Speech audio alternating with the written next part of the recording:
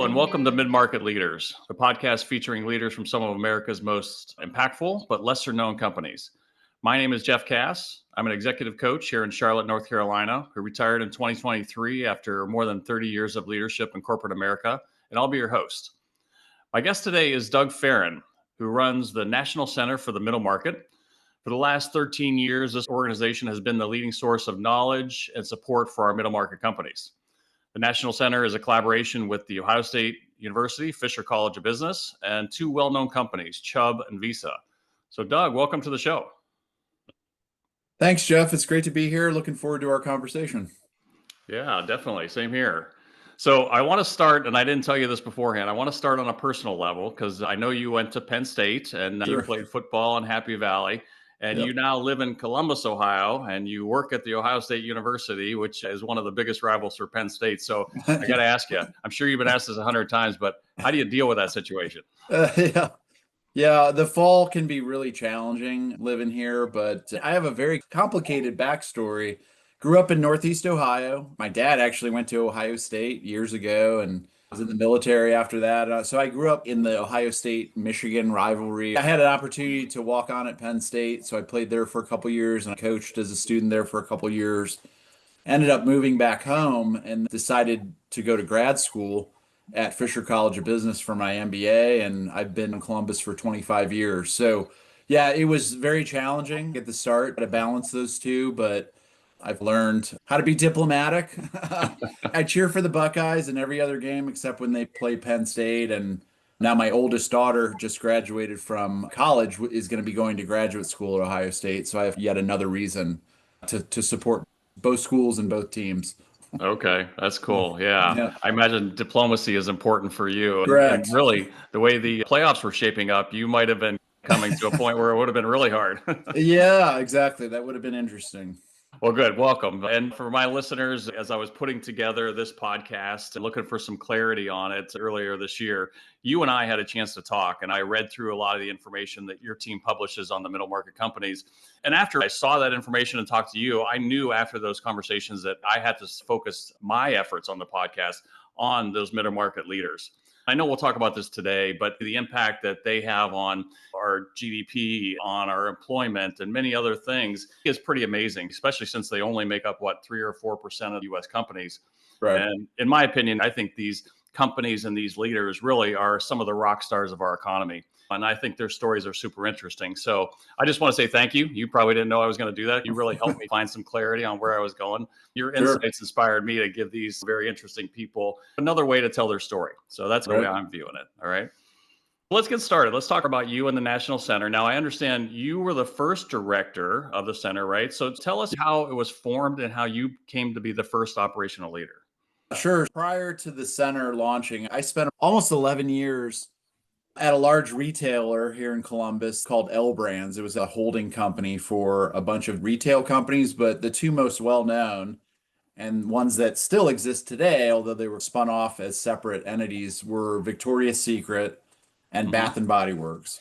Okay. So I found out about this organization when I was a student. I ended up interning there for a summer and then accepted a full-time role. Summer of 2011, I received a phone call from my old career services director, someone in my network who had helped me at various points in my career with different opportunities and evaluating different careers and roles and things of that nature. And he called me up and he was like, "Hey, Doug, we're starting a new center here at the college." I immediately thought that it was either going to be in supply chain and logistics, which was my area and discipline, or perhaps in retail. And he said, "Well, it's actually going to be about the middle market." And I just kind of paused. I had never heard that term before. I had never worked in a middle market company. I had started my career in a very small 15-person consulting business and then close to 11 years at a Fortune 500 retailer. So did not really understand what that term meant. So I said, "Thank you. I appreciate you reaching out, but I'm not interested." And then Hmm. about a month later, called back like, "Hey, we're still looking for a director to run this thing." So I came down to campus and met with the dean at the time just to learn a little bit more about it, and then came to find out that my old finance professor Neil McKeesha eventually ended up becoming the next dean of Fisher College of Business. He Hmm. had been tagged to become the academic director of this new startup center. It was going to be him directing the academic and research side of it. And then they were looking for a director who would really kind of run the day-to-day operation, as well as be the main point of contact for our founding partner, which was GE Capital. Okay. The more I learned about it, it sounded very intriguing. For me, it was a tough decision because I had built up quite a bit of personal and career capital at L Brands. The idea of moving into more of an academically based role didn't seem like it would be a great fit for me. But the Hmm. more I learned about it, it was actually going to be one foot at the university and another foot out there with these companies, working closely with GE and doing a lot with middle market businesses. And that's what got me the most excited about it. And then I think what sealed the deal was that we were going to be, and still are to this day, the only center of our kind in the country where it's a partnership between a business school and private sector partners and sponsors to really support this work. So the genesis of the idea, really, though, I give a lot of credit to GE Capital coming out of the financial crisis. They were looking at their customer base and they just knew intuitively that, like, hey, look, these aren't small businesses. These are really established, decent size, but they knew they weren't being necessarily covered and recognized. They knew that a lot of these companies were not publicly traded. They Hmm. tended to operate very regionally. They weren't maybe necessarily well-known brands, but they couldn't find any information about it. Okay. Okay. Like, who are these companies in the middle? So they created an RFP, which went to the top 100 business schools in the US. They were originally looking to do a demographic study of what we now know as the middle market, Hmm. asking questions such as, do these companies skew towards certain industries? They overrepresented in manufacturing and wholesale distribution. Another question was, do these companies tend to aggregate in certain parts of the country? Was there a quote unquote Silicon Valley, so to speak, of the middle market? Nobody really knew that. They had a kind of a list of questions, and then the idea was, let's get some faculty members, let's get some economists, GE folks, statisticians, and start calling together using various sources of data this picture of the middle market. That was the original RFP. Our dean at the time, her name was Chris Poon, and Chris had come from Johnson and Johnson. She did not have an academic background, Hmm. but she was thinking more broadly in terms of, well, what if we built a center, and we had 5 or 6 centers at Fisher at the time. So what Hmm. if we created a brand new center that would do a couple things? Certainly we can do this demographic study. That's not a problem. But the idea of the center would be like building a foundation and a conduit from which to take all of this data and then generating insights and content and thought leadership that we could distribute broadly throughout the country. And I think for the college, it was a chance to plant the flag in Columbus, Ohio, and say, this is going to be the epicenter of all middle market. Not maybe not all middle market knowledge, but we're going to be the leader and a way to differentiate ourselves from other schools out there. And then her vision kind of extended beyond that because it wasn't just about collecting data. It was, you know what we can do? We could eventually create curriculum and start educating students, right? When they're in their 18 to 22, let's get them to Hmm. start thinking about middle market. Then the extension of that is, well, if we can create curriculum for students, we can create curriculum for executives through our executive education arm and Okay. train companies on how to improve and scale. So it was a really ambitious kind of an agenda, but I think that's a majority of the reason why GE Capital ended up selecting us as their partner. They bought into that and they got really excited by that. So in, again, summer of 2011, they ended up signing a 5-year collaboration agreement as our founding partner. I came in October of 2011. We had a large event on campus, like 600 people, a lot of GE customers and folks from state government and throughout Ohio.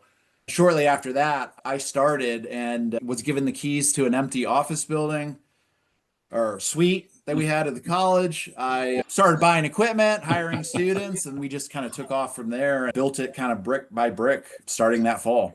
Okay, interesting. Wow, I hadn't heard all of that. That's a very Yeah. interesting story. Yeah. So now you've built it into something pretty substantial where you are doing a podcast. You do publish a lot of regular information. The information looks to me like it's somewhat standardized. So you're asking a lot of similar questions. Maybe talk about that. What are the things that are the foundation today as you fast forward now 13 plus years? Yeah. So I would go back to when I was being interviewed. I wouldn't even call it an interview. It was more just gathering information. When I came to campus to meet with the team, I was kind of asking those questions like, hey, so what?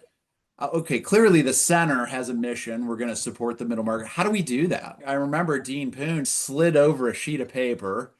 At the top, it had three columns: research, outreach and engagement, and education. Below those three columns was a blank sheet of paper.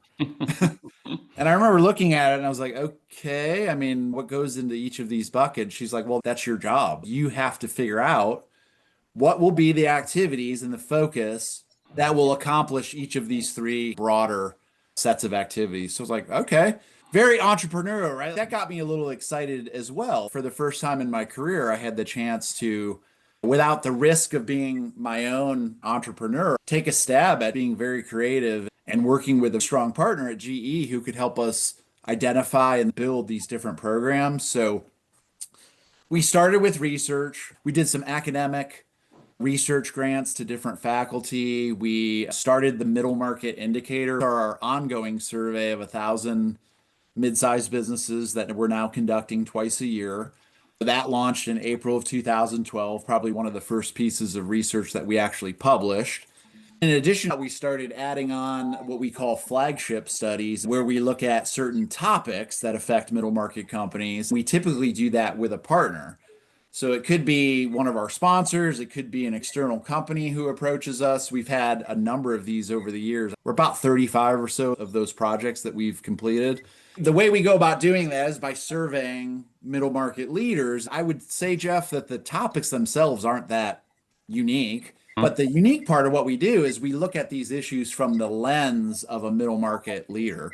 Right. I think global expansion, succession planning, innovation, OpEx, these are all common things in the business world. But when you talk to middle market companies, they have unique challenges and opportunities that make them quite different from either a small business or a multinational large enterprise. And so at this point, we're getting ready to go into the field for our 43rd edition of the Middle Market Indicator. It's the longest running continual study of the middle market. In that, we ask things like revenue growth, employment growth, capital investment planning, key challenges and headwinds, as well as confidence in various levels of the economy, global, national, local. In addition to that, we tend to focus on very topical things that these companies are dealing with. It could be talent. In the early days of the center, the Affordable Care Act was a Yeah. huge issue. Middle market companies were struggling with how to deal with that legislation and how to implement it effectively. The pandemic came along, and we did a number of studies on the pandemic in the middle market.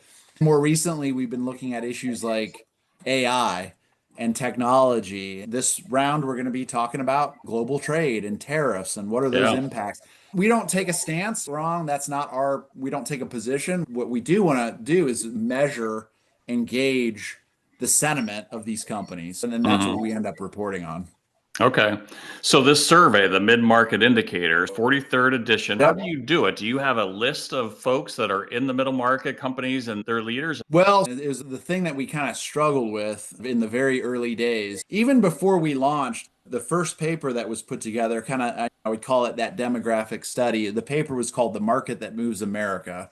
It was built before my time. It was that partnership between the faculty and GE Capital. We had a research company that's still with us today. They helped with a lot of the surveying. But what we did was really use various resources. So think about things like the US Business Census. There's a database that our faculty use called CompuStat that has business information in it. I think we also leverage data from Dun and Bradstreet. There was a huge survey conducted. So a lot of market research firms have access to what are called industry panels, where you have executives who have opted in to take surveys. They collected a bunch of data from these companies. I think they surveyed over 2,300 middle market companies through that process. Oh, wow. To build, you're talking 5 or 6 different resources to create this picture of what the US middle market looked like. That was the initial big lift to get the center launched. What we do today with the MMI is through our research firm called RTI in Connecticut. They use these panels, and it's a double blind survey. They don't know it's coming from NCMM, and we don't know who the companies are. We certainly know about their business. There's demographic and firmographic information that they fill out. What industry, where are they located, how many employees they have, their annual revenues. We have to have all that so we can paint the picture. But we don't know the name of the company or the individual. The reason we do that is it eliminates, kind of any bias, any reason to misreport, because these are all self-reported numbers. So no one's going to get called out for saying their revenue went down 10%. We just have no way of being able to do that. So all that data gets collected. It gets weighted against the US Census by industry, geography, and revenue size. That means regardless of who fills it out, we're not slanting toward manufacturing, or we're not slanting toward the Southeast, or we're actually weighting it so that it accurately reflects the middle market according to the business census. We do have the ability, I think at the very end, we say like, hey, if you're willing to be contacted for follow-up, please put your name and email. But I don't think we've ever done that. We do have the ability, though, a lot of times we'll take these insights and talk to executives in our network or companies that we've met over the years to get their reactions, or particularly if a journalist or a media outlet wants a company to comment on some of the data. Sometimes we can pull in a CEO or a founder to do that for us. So the obvious question then would be, what is the middle market, right? I mean, maybe what was it then, or what was the idea of it? And then what is it today? Has it changed at all? Yeah, well, that's another thing that in a perfect world, we would constantly be changing the definition to effectively match what we call the middle third of the US economy. If you go back to 2011, when all of this information was being pulled together and the center was getting ready to open, we ended up landing on a revenue-based definition of 10 million to $1 billion. Now, for years, I've been presenting at conferences and events and doing all types of meetings. Every organization tends to have their own definition. They may vary slightly on those parameters of the upper and lower limits. We have no issue with that. It just so happens that at the time, using that definition, you roughly captured exactly the middle third of private GDP and employment. And so for us, it made a lot of sense. It was pretty easy to remember, 10 million to a billion. We know that other organizations could use headcount. I think the government tends to rely more on headcount than revenue. We just felt like top line sales or that's just a number that is, even when you started to get, because a lot of people ask us about, well, do you measure margin or profitability or EBITDA? In a perfect world, we would have all of those metrics, but it's very easy for a COO or a founder to say, I know what my sales were last year. So it's just a number. And within that range, we do tend to segment quite a bit. So there's been a lot of focus the last couple of years on what we call the lower middle market. Some call it the emerging middle market, but that 10 million to 50 million. Okay, sure. That is where, when you go back to the demographics, when we launched about 200,000 or so companies in that total middle market description, almost 80% of them were below 50 million in revenue. So it's where a bulk of the middle market resides. It also happens to be where the help is needed, because you've got companies that have kind of outgrown the startup and small business space. And in many cases, they're growing very rapidly and they don't have a lot of resources to support that growth. So they tend to be looking for support in how to we call it, that's like a growth hurdle, right? Like, hey, how do I scale effectively in terms of my people, my process, my technology, and so forth? So yeah, that's kind of how we define it. And let's just use the MMI, for example, because we have 1,000 company responses, we can segment any way we want. We've done custom revenue cuts. We say, hey, let's take a look at 50 to 150 million. What is that telling us? Let's just look at 100 million and above. Those would be called the upper middle market. We can slice and dice the data in a lot of different ways, which ends up being very beneficial. I would guess even if you use those same revenue targets, you're probably going to have the same percentage of companies in those smaller amounts as you do your survey as you would back 13 years ago. Is that Yeah, true? that is true. And so I think another part of your original question was, does this definition still hold true today? I can't say that definitively. One of our goals, right heading into the start of the pandemic, we were getting ready to do kind of, I would call it like a full refresh of the middle market. That work got put on hold. And quite honestly, we've been consumed with other priorities where we haven't had the time, energy, or resources to redo that original study. I No. would say it's possible that there could be shifts, but at least now in my mind, having done this for 14 years, it's less about the specific definition and more about the characteristics and behavior of these companies. Right, right. So I'm not going to squabble with somebody if they're like, hey, I think middle market starts at 5 million or it starts at 20 million. What matters is they tend to have a lot of the same challenges and problems. They don't have a small business administration supporting them. They don't have loads of associates or employees to manage issues. The nature of the company and what they deal with rather than the strict revenue size. That makes perfect sense. So let me ask you this, because you said you travel around quite a bit and you didn't even know what the middle market meant then. Do you still find people today when you say middle market, you do? And so they're like, well, what are you talking about? Just this spring alone, we're 2025. I'm in my 14th year of Hmm. doing this. I've been to Philadelphia, Washington, D.C., Chicago, Cleveland. I'll be in New York City next week. It is not uncommon for half the audience, regardless of whether it's 50 people or 500 people. It amazes me that sometimes more than half of the people are like, what, really? Middle market? I had never heard of that. And it's even more common for them to never have heard of our organization. So that just tells me we have a lot of opportunity and a lot more visibility that we can create for the work of the center. But yeah, it's still to this day, one of the other pieces of our mission was not just creating the content, but also raising the visibility. And the challenges around that are 90% of the middle market across all those revenue ranges are privately held. So again, goes back to the problem GE had. You can't just do, Google searches on financial statements or finding lists of these companies. It's very difficult to find middle market companies. A lot of them are also B2B. So as just normal consumers, a lot of us may have never heard of these businesses. I'll just take Columbus, Ohio. Our outer belt freeway is called 270. You drive around 270, and within, probably eyesight of that highway, there's almost 1,000 middle market businesses, but no one would ever know who they are or what they do.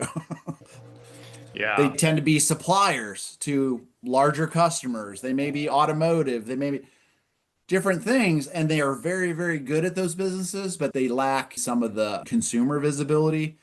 There are exceptions to that. There are some really well-known middle market companies, and in fact, all the major professional sports teams in all the four leagues in North America are considered middle market companies Oh, based is on that their right? revenue. Roger Goodell came to one of our summits in 2014 as a guest of GE.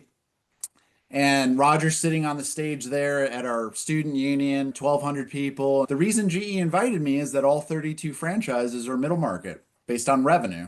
Now, their valuations are much higher. They've got stadiums and brands. The Commanders sold for $6 billion. But you look at their revenues and between, tickets, merchandise, probably TV revenue. And we validated this because the Green Bay Packers released their financials as they're the only public NFL team. Right, And they're right. about 350, 370 million in revenue. Okay. Yeah. Yeah. Yeah. That's Interesting. so GE Capital obviously was very interested in this. And then Oh, today yeah. you have Chubb and you have Visa, but you're probably finding an awful lot of other companies, private equity that are really interested in this, I assume, as you get a lot more questions about, hey, I want this information or I'm interested in that. Yes. Is that true?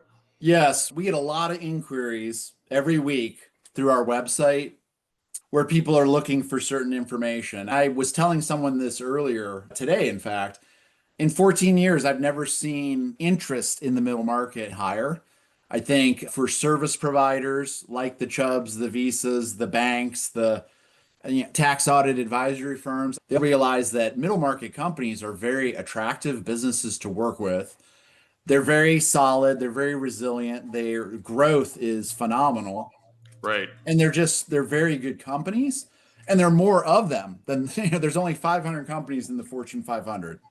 There's 200,000 middle market companies. So I see more and more businesses looking to work with these companies. I'm also seeing more products and services being scaled to the needs of the middle market. In other Okay. words, you Okay. can't oversell, a technology platform that's got a lot of bells and whistles that they're probably not going to need or use immediately.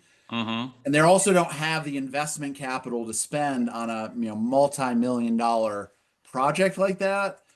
But they're very interested in maybe, investing small and proving that concept and getting very good at that, and then incrementally kind of bolting on additional investment. That's how a lot of these businesses tend to operate. And Okay. so I'm seeing more of that in the marketplace with companies that, they may come to us and, hey, can you tell us about what these businesses need from an ERP system or a CRM? We've got a little bit of data on all those topics from over the years, but yeah, more of that is being done to help support the growth of these businesses. That makes perfect sense to me. So you're probably one of the big sources of that information. Now, look at the middle market. In your opinion, and maybe your experience is a better way to say it, why are they so important to our economy? Well, we've created this profile. On the whole, middle market companies are the bedrocks of the local community. No one's ever going to discount startups and small business. I mean, certainly there's Hmm. over 6 million small businesses in this country. Totally get why there's an SBA and the Shop Small Business Day for American Express. It's nothing against those companies. Middle market companies, though, you look at some of the statistics around them, average years in business about 34 years. Okay. That Longer means than I they've would been think. around long enough to Mhm. have gone through different economic cycles, right? You just take the pandemic. How many small businesses got wiped out by COVID? They just had to Wow. close their doors. They couldn't continue on. Meanwhile, middle market companies, by and large, survive that without having to lay off people. They didn't necessarily slow down their business. I mean, sure, they had to pull back just like everybody else, but I think very resilient companies go through the different shocks of a financial crisis or whatever it may be. And because of the nature of how they're run, they're private. They don't have to answer to Wall Street. They can take longer perspectives on things. They tend to make decisions that are much more grounded than for Okay. the benefit of some external party. About a quarter of these businesses are family owned. Mm. So, that multi-generational, they're being passed down from, you know, grandfather to son to next generation. And so, that maintains kind of a sense of purpose and culture. Based on our last MMI, about 57% of these companies have some level of PE investment. Some of the reputation, I think people misunderstand. They hear, like PE or, big M&A and all that. It's not about coming in and chopping up the company. Usually middle market PE is more focused on, hey, I want to invest in a really strong company. They just need a little bit of sophistication to get them over that hump. That may be in the form of some leadership or operations excellence or a certain platform. We Yeah. see lots of examples of very successful middle market PE. They come in, they hold the investment for 5 to 7 years, and the company ends up growing usually much faster than other companies. So, very attractive investments from that standpoint. Yeah, and you mentioned growth earlier. They tend to grow faster than some of the other businesses, either the really small ones or the large ones. And you Yep, track that. That's one of the key things you track, right? we do. And We is do. that consistent that they tend to grow faster than their larger or smaller counterparts? It's been consistent for 13 years. Actually, since 2021, it's accelerated. There is a caveat that over the last couple of years, just given inflation and interest rates and kind of the macroeconomic environment. Some of that is as a result of them raising their own prices. However, a more definitive explanation is that as a related data point, we track expansionary activity that Mhm. helps explain the growth. Just last year, for example, about 55% of middle market companies say that they introduced a new product or service. A little over 40% of them say that they expanded into a new domestic market.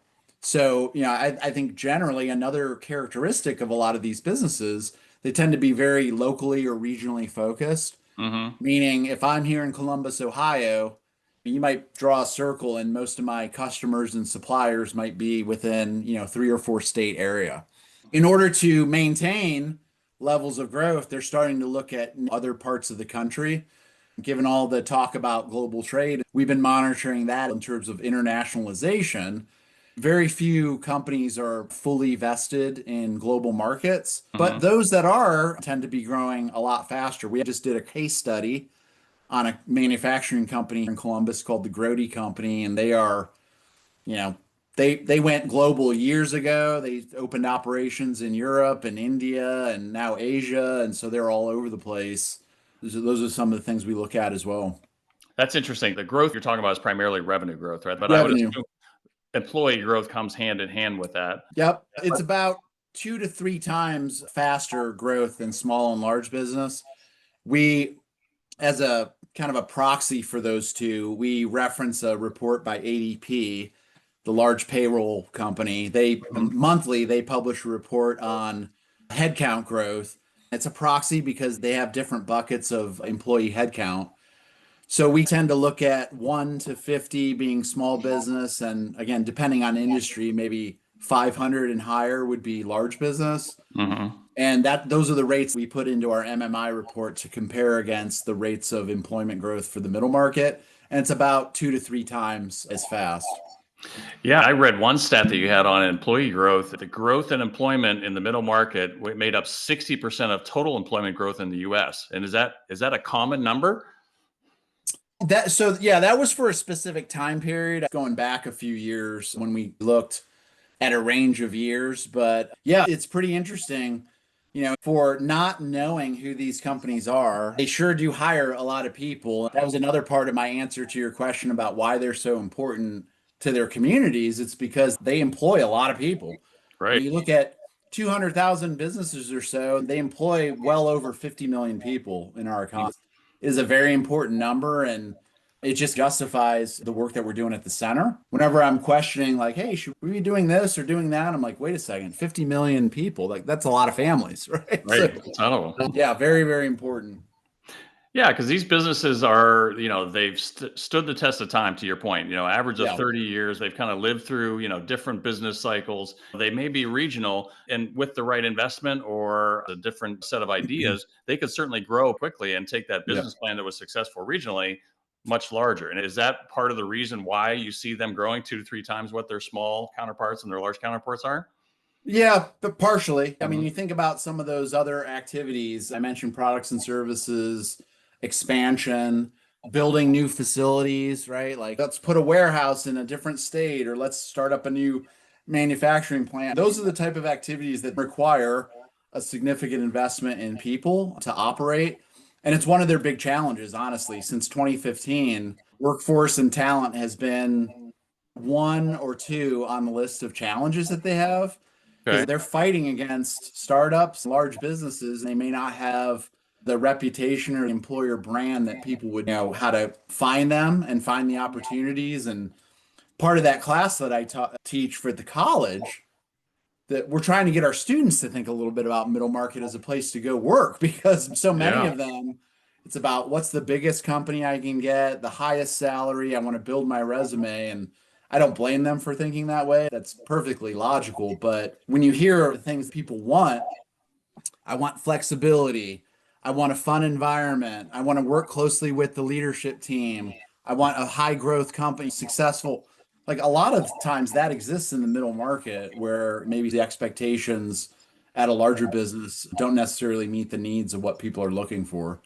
Yeah, larger corporations probably coming back to the office more now. They're probably less flexible than the middle market, right? So all those Yep. things that the students want are probably Oh in yeah. the middle market. It's I interesting. mean, I can speak from experience. I had a great career path at L Brands, but for a while there, it was like I kind of felt like a number, and I was Hmm. crunching my spreadsheets, and yeah, I think there's could be a struggle. It's like, hey, how am I supporting the mission of the company?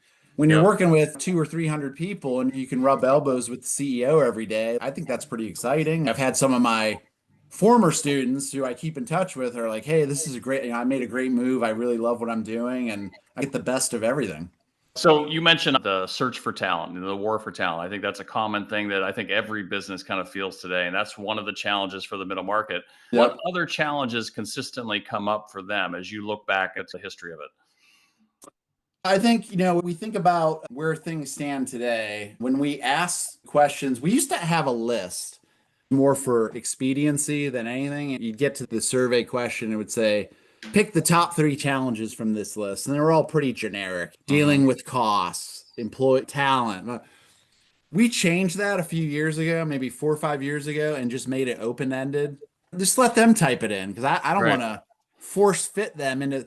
And then what our research firm does is they compile all that and then they start to, bucket them into themes. Most recently, we think about this in terms of tier one challenges and tier two challenges. Our economic uncertainty. For the first 10 years of the center, we were in an environment where interest rates were close to zero, borrowing money was almost free. Right. And so expansion and making decisions about investing in things was a much different type of thought process. More recently, we've had the increase in rates and high inflation and a lot of challenges that are outside of the control of the leadership team. That uncertainty and environmental conditions kind of present some challenges for these companies because they're trying to make the best decisions that Hmm. don't necessarily lock them in to a decision that they might regret or have second thoughts on. Two is talent and workforce. So a Yeah. majority of these companies say, yes, we're hiring at a very fast rate. We're adding people. We actually need more people. And we can't find them. Or when we do find people, they don't necessarily have the right skills that we need for our company.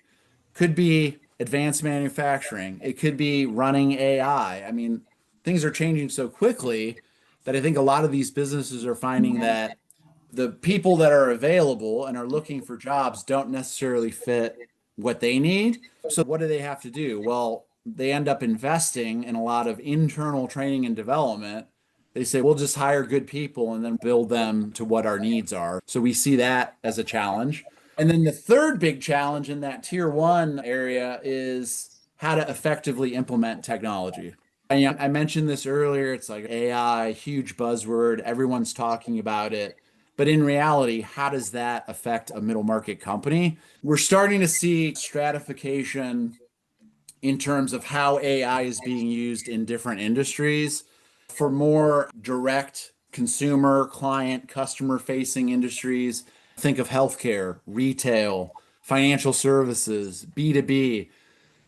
AI tools are being used in more engagement and interaction, chatbots and communication tools. Think about labor intensive industries, manufacturing, construction, distribution, maybe on the back end operation, doing analytics, looking Hmm. at supply chain costs and mapping. The best description I heard was last summer at a focus group of middle market CEOs in Philadelphia. One of them said, we talk about AI every week. My team and I say, what are the things that are highly repetitive that people don't like to do?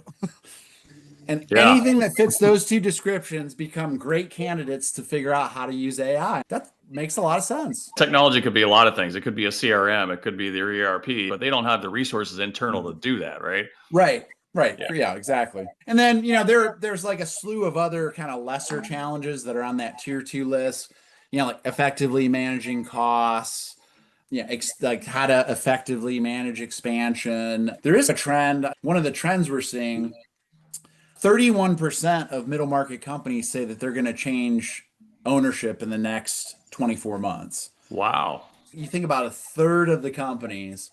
Hmm. So, what you've got going on is there are a lot of, some people call it the silver tsunami, but it's like basically baby boomer founders who have been at these businesses 34 years, I said was the average, but think of somebody who started a business 40 years ago Yeah. and they're getting ready to retire. They want to do something else. And it's like, well, if I can't pass it on to a family member, what am I going to do? Am I going to sell to PE or merge with a competitor? Or how do I exit? Yeah. So there's going to be a variety of different ways that those ownership changes happen, but it's going to create huge opportunities. Younger, more technology savvy owners that come in Mm. and say, okay, how do we best leverage some of these things to address some of the talent issues? Like, I don't have to hire 10 people. I could use AI and maybe hire five that are really good in AI. It addresses that. And then even things like a Visa and Chubb think about digital payments. Let's get off physical check writing. We could be doing all of this by using commercial cards or moving money electronically. It's faster, it's more accurate, it lessens the possibility of fraud. There are tons of benefits around that, but I think you got to Mhm. have the right kind of leadership team to think that way, and those are some of the trends that we're going to be watching in the next 2 years. So did that trend of the 31% that are going to sell within 24 months, has that increased? Have you been able to see Yes. that dramatically increase? Okay. Yes. I think there were a number of owners that were kind of getting ready to do this in 2020. So it's like, hey, because we started to get a lot of interest. We did a project with Fifth Third Private Bank on ownership transitions. We work a lot with CG Global, the Association for Corporate Growth, that's middle market PE. Collaborating with those types of groups, we saw all the dry powder sitting on the sideline waiting for investment opportunities. Then the pandemic hit, and a lot of these owners pushed the pause button. They said, now's not a good time. Hmm. My portfolio's down, or I don't want to leave the business in these conditions, or I just need a lot more certainty. So I think that extended that time window a bit. Here we are now, 3 or 4 years later, fully back to normal, so to speak. And now these decisions are starting to hit. That makes perfect sense. So Yep. let's shift gears a little bit. I want to ask some more pointed questions about the leaders. So you've heard of Jim Collins and Good to Great, obviously. He wrote Yep. that book 25 years ago now, but he had this term, they coined this term level 5 leaders, and the huge impact that they had on consistently performing businesses. You've met a lot of these people that are leading mid-market companies, Yep. right? What can you say about them, or what observations do you have about the skills they bring or the qualities that have helped these companies perform over the years? Yeah, well, we've touched on some of them because oftentimes you'll find founder owners that are still running their companies. That kind of relates back to that stat about why so many are going to turn over soon. I haven't started my own business, but I started the NCMM. I have more of an appreciation now for the pride and you've put a lot of blood, sweat, and tears into building something from nothing. Yeah. I think there's a certain amount of, you want to see that continue on and be successful. And one of the characteristics is always thinking about what's best for the business and more importantly, maybe what's best for my people. We see a tremendous sense of importance placed on the culture and taking care of their people. Therefore, I don't have a stat about this, but you see a lot of loyalty and tenure at these companies. When I visit middle market companies, they'll have a wall and it's like the 25-year plus employees are like a bulk of their workforce. Yeah. There's some risks there too, because you don't want to lose too many of those people at once. But I think they're just very focused. Whatever business they're in, they tend to be really good at it. They Hmm. wouldn't have been in business this long if they weren't successful. They build very deep and strong relationships with their customers as well as their suppliers. We kind of saw that rear itself during the pandemic. And now, with some of these tariff related issues that are coming up, middle market company may only have one or two really key suppliers, Yeah. depending on what they do. If there's a break in that or the disruption, or now their costs are skyrocketing, that is not easy for them to reconfigure. Hmm. you know, Hmm. it sometimes you hear people, it's like, oh, just go buy American. It's like, okay, well, I built a 40-year relationship with this supplier overseas. I can't Yeah. just flip that switch. So it won't be cheap, it won't be easy, it won't be fast. So that's another characteristic that I see with these leaders. They just build really strong relationships. Okay. That makes sense. Now, On the flip side of that, we have this term at the center where we say a lot of times these leaders spend more time in their business and Mhm. on their business. What we mean by that is we've seen time and time again where we invite companies to come to an event or offer training or education, and the response is typically, geez, I don't know if I can be out of the office for half a day. Like I Yeah. just can't afford to do it. So they have a very lean leadership team. It might be lean resources. And so being in the weeds, kind of fighting the fires, the day to day, they're very strong at it. That Hmm. then takes away from the ability to step back and say, what if I were to think a little bit more strategically? Where do I want to be in 3 to 5 years? Let's build a succession plan. Do I have those people identified? It's the ability to say, I'm good at the day to day, but now I also have to think, what do I want the future of this company to be? Strategic choices that I really need to spend some time evaluating. That may require getting some outside advice, right? A lot of them tend to rely on their banker, accountant, lawyer, or insurance agent as the four key advisors. We've asked this question multiple times. Where do you guys go for your information? Well, I read social media or the news, but a lot of times that's not focused on middle market. They may talk to their buddies or, people who run like-sized businesses, but oftentimes they lean on those trusted advisors to get guidance on how to do things better. And that makes a ton of sense because those advisors work with numerous companies who may be facing the same challenges and issues. That's interesting because my guest last month is squarely in your kind of emerging middle market. He's 6 years old. Culture was one of the first things he brought up.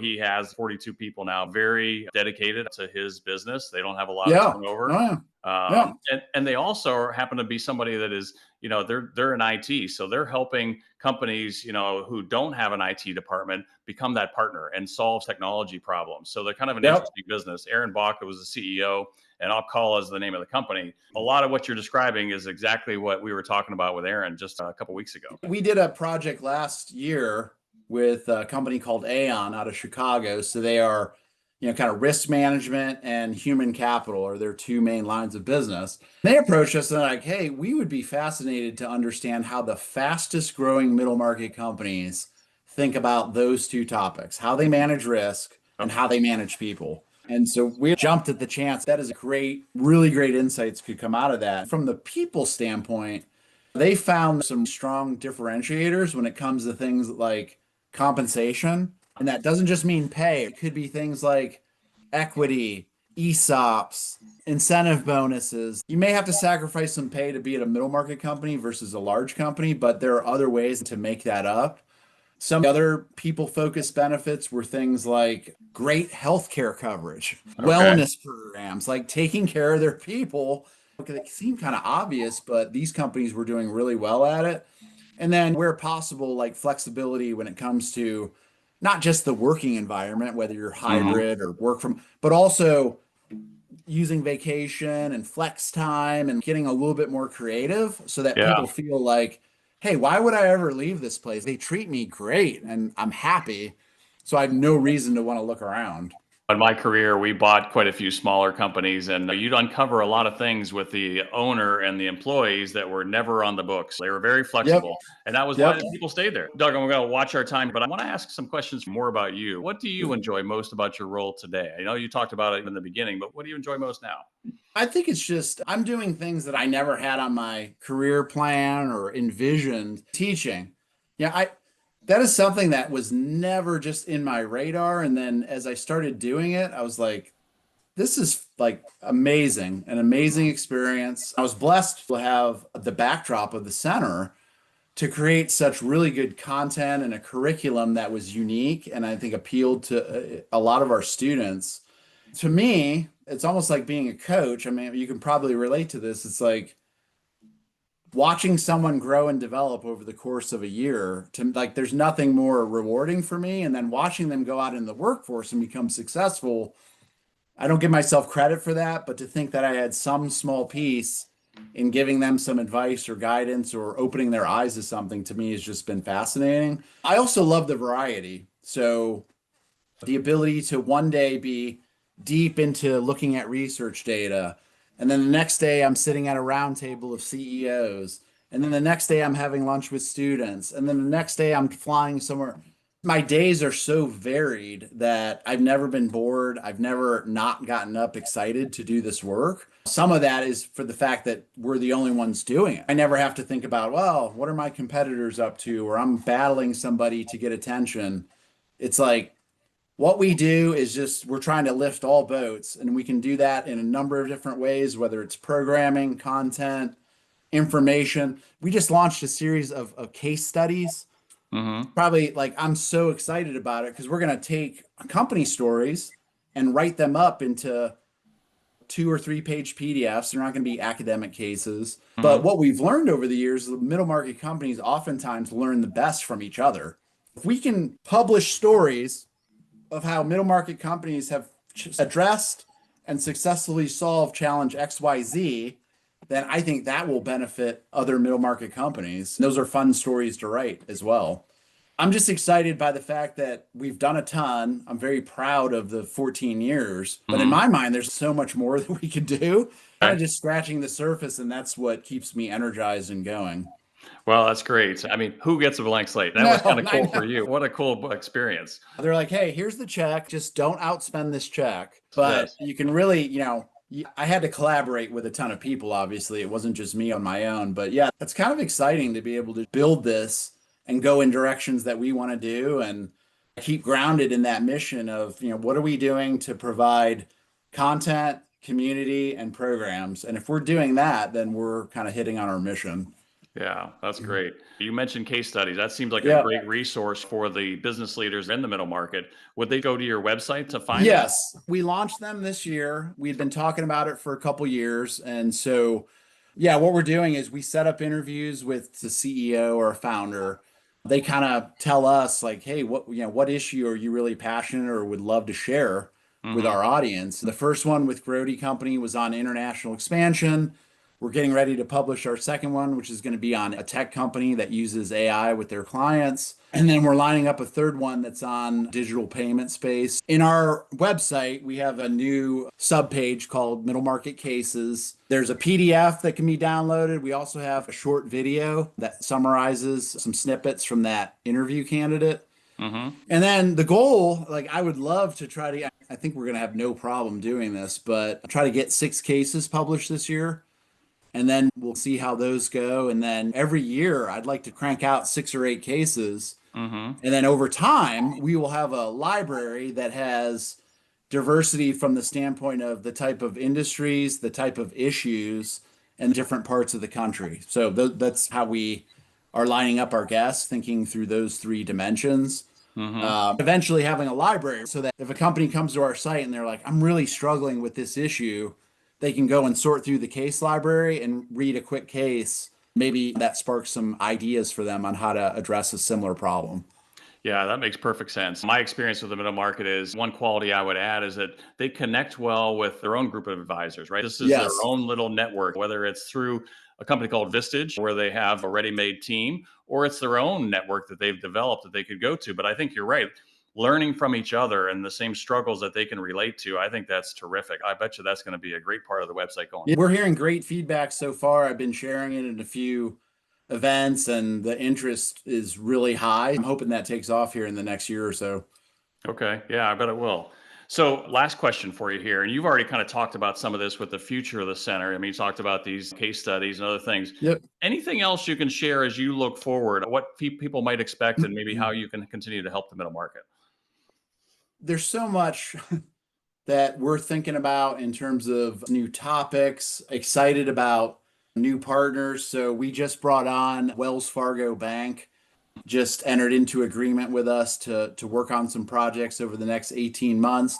That's going to bring in a whole new level of expertise.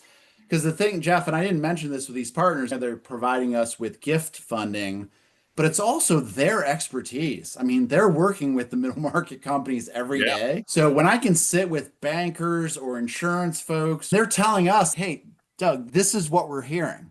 Can you guys go and work on project X, Y, and Z? So that type of collaboration and getting their insights has been invaluable. I'm looking forward to continuing that and growing our network. The cases, of course, will be a big one. We're also doing this training program through the Ohio Chamber of Commerce called the CEO Forum. It's a partnership with the Chamber and Fisher College of Business, and it's really helping middle market companies in Ohio on kind of teaching them the skills that they need to scale. So ways that they can grow their business more effectively. That is a program that's using a lot of NCMM content and research to drive that agenda. And I think the program just launched last March, so we're a little over a year old, but we've already had about 30 or so leaders go through that.